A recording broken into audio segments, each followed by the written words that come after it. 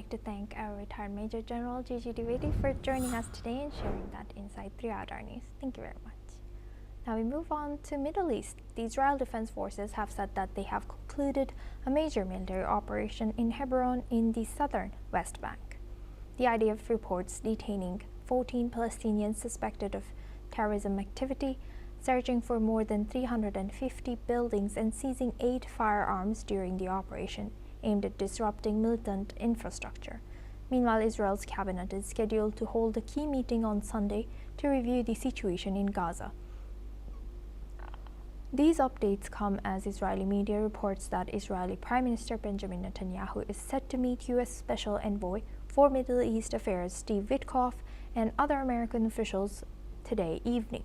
Discussions are expected to focus on the return of the last body that's the remaining Israeli hostage, and the efforts to dismantle Hamas's military capabilities. Witkoff is also expected to be joined by Jared Kushner, a senior White House advisor, during the visit. While U.S. Central Command Commander General Brad Cooper is also due to arrive in Israel, marking his first visit since September last year. Now for this, we welcome Mr. Matti Zweig. He's a geopolitical expert, joins us live from Tel Aviv. Thank you very much for joining us. Good to see you. Thank you, Atuma. Thank you. Now, looking at this, what can we expect from the U.S. and Israeli talks that are supposed to happen tomorrow? Well, they are talking all the time. This is not new. Yes.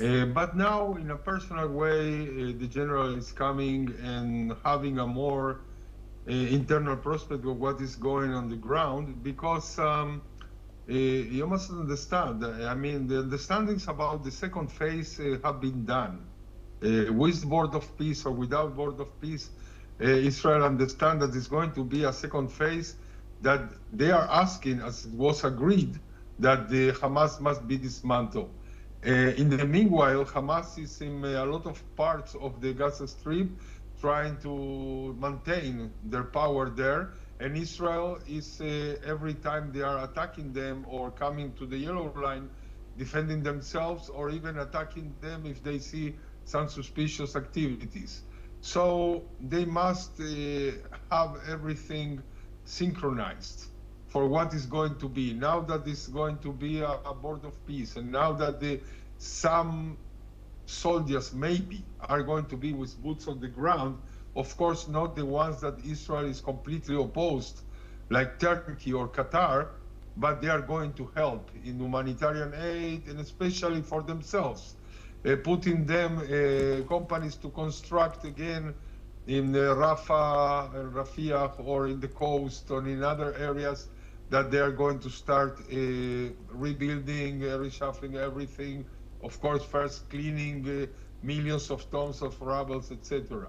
So they must synchronize all these, and they must synchronize also how to cope with the fears of the Israeli side, that if this international coalition is not going really to function and to remove the military capabilities of Hamas, so nothing good is going to come after this, and maybe fights are going to renew. So all the efforts to reshuffle and to rebuild are going to be in vain. So this is what they are talking about especially, but of course they are talking about other things, as you suppose, as everybody can suppose, about what is happening in Syria, what is happening in Iran maybe. So everything must be synchronized in these talks. Right.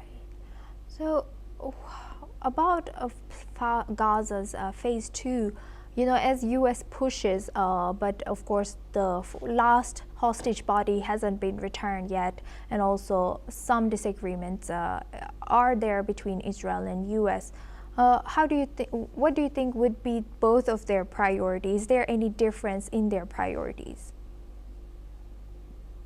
I think that it's very clear for Israel what are the U.S. interests. The U.S. interests, the world doesn't look at it, but they are not crystal clear one with the other all the time in all the things. They have differences. And every country want to protect their own interest. And in addition, from the Israeli side, there is also a government that try to protect their interest inside the Israeli interest, which means not to look at the Israeli public in a year of elections like it's 2026, like it's giving up a lot in their efforts of never permitting to anyone in the Gaza Strip or any other place to try to threat Israel again as they did in 7th of October 23. So this is, I mean, a basic thing for every government, but especially for this government that is seen for a vast majority of at least 60% of the Israeli public as a failure in many, many areas and not just about what happened with Hamas. So they are trying to be, to show the public in Israel that they are fighting for their interests in a hard way. And then they have to cope with the US interests that they are trying also to calm all the interests of countries like Turkey and Qatar especially, but also to put everything in one package. And it's not a coincidence that before me you were talking about Ukraine and Russia, because Yes. this is all part of a big package that can calm both areas at the same time.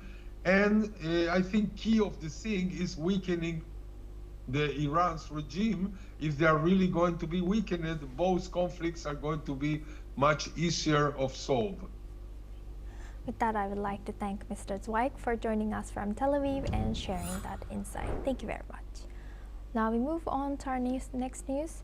World Economic Forum President Borj